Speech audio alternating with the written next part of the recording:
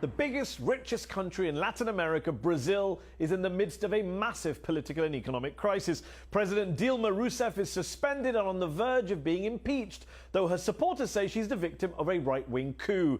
Joining me now from Sao Paulo is former Brazilian President Fernando Cardoso, who supports Dilma's impeachment. Thanks for joining me on Up Front. Fernando Cardoso, suspended President Dilma Rousseff says she is the victim of a legal and political farce. She says when an elected president is suspended because of a crime she hasn't committed, the name we give is not impeachment, but a coup. Why is she wrong?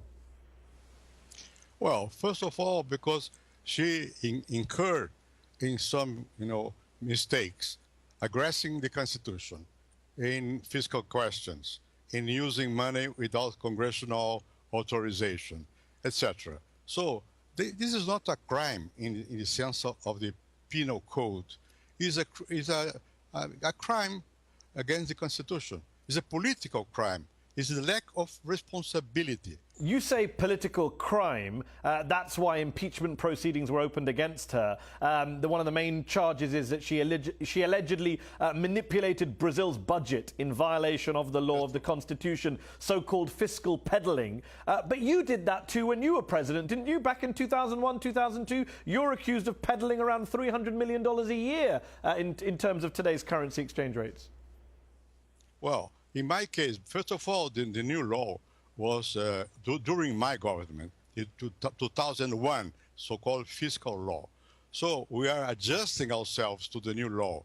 So we postponed some payments by $2 or $3 million of dollars. But now we are not referring to 2 millions. We're referring to 14, 16, 20 billion dollars. It's quite different. Fernando Cardoso, the rest of the world is looking at Brazilian politics and wondering, is it riddled with hypocrisy? Acting President Michel Temer is not only banned from running for president for 8 years for violating campaign finance rules, but Brazil's Supreme Court is also considering a motion of impeachment against him as well. The former Speaker of the House, who led the impeachment campaign against Dilma, has been accused by the Attorney General of taking millions of dollars in bribes. His successor, the current Speaker of the House, is accused of taking bribes. The current leader of the Senate is also accused of taking bribes. Do any of these people have any credibility when it comes to impeaching Dilma? Well, you mentioned three important political Brazilian leaders 4 people. who belong, 4 people maybe, who belong to the Democratic Party in Brazil. Democratic Party was one of the supporters of Lula and Dilma. So the reason why they moved against her is different from what is my reason why I'm supporting now the impeachment. Because the Brazilian people, they massively protest against the government.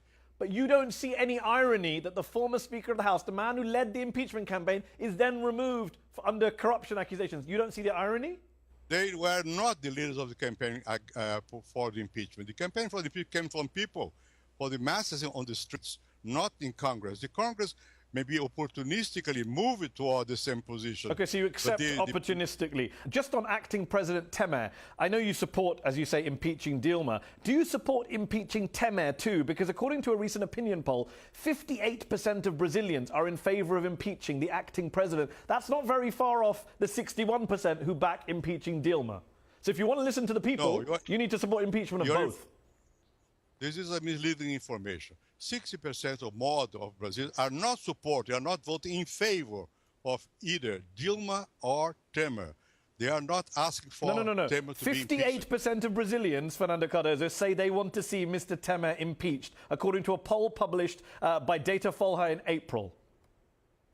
Well, that's not to my knowledge. But anyhow, well, I'm telling you now, there's 58% of Brazilians, according to a poll in your country. So do you support the impeachment of the acting president? Because you say you listen to the people.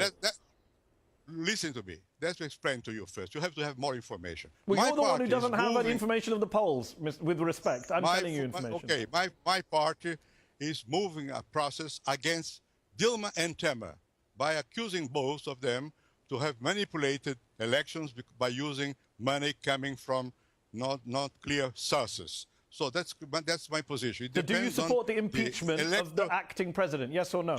this is not impeachment. It's a different process. I accept that. I'm asking you a question, though. Do you support Yes. the impeachment of Mr. Temer, yes or no? What is the reason? What is the reason, the constitutional reason for that? Impeachment depends on the Constitution and on the lack of basis, political basis, inside Congress. That is not the case with President Temer. Just to broaden it out, this whole anti-Dilma movement came out of the wider multi-billion-dollar corruption scandal involving Brazil's state-run oil firm Petrobras, the biggest ever corruption scandal in Brazil's history, perhaps in the history of any modern democracy. But it's a scandal which has affected not only Dilma's government and ruling Workers' Party, it's also been linked to acting President Michel Temer, to the former Speaker of Parliament who started the impeachment motion, and to your PSDB government too. When you were president in 2002, your government is alleged to have received a $100 million bribe during Petrobras' purchase of an Argentine company. No, sorry. I protest. This is not true. You deny what these this is a political accusation. So you deny what these two former Petrobras directors, Nestor Severo and Senator de Amaral, have revealed in their plea bargains. They say that there are documents showing... No. They never show any document. Only Severo said that during the process of buying this refinery, someone vaguely received, imagine you, $100 million. Did somebody in your government receive $100 million or not from Petrobras? No, this is not true in a protest, because you cannot say that without giving data, number, person, so on and so forth. This is not true.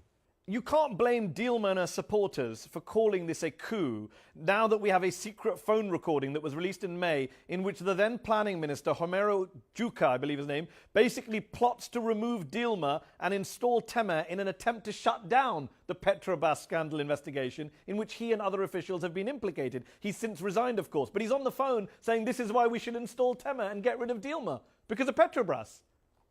The scandal in Petrobras is completely, entirely in the hands of people close to Lula's and Dilma's government.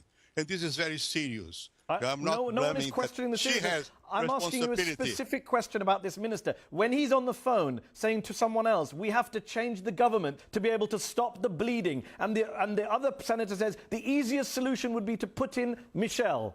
When we hear that, what else can we call it but a coup? Sorry, but what was the result of that? Zero. The process is, the trial is proceeding.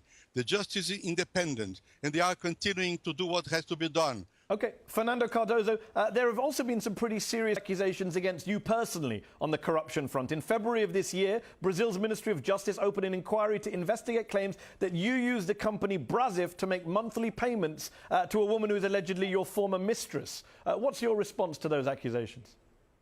First of all, her denied the fact.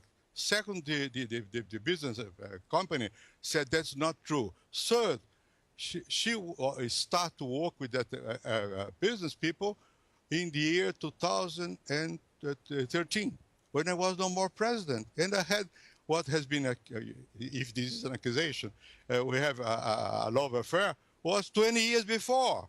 So this is political misinterpretation. She says you arranged $3,000 monthly payments through the firm, and the Ministry of Justice are investigating.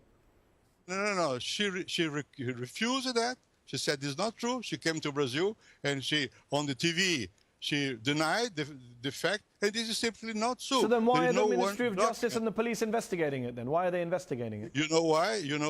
Because people very close to PMDB put this in the social media.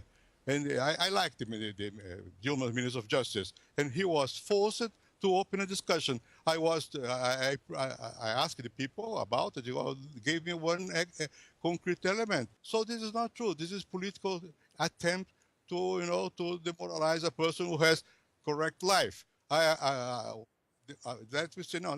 Let's go one step ahead. This lady has a son. She said the son is mine. DNA proved it is not mine. And in spite of that, I like this guy. And I support his education all the time with my money, using the central bank and all that to send money to this guy.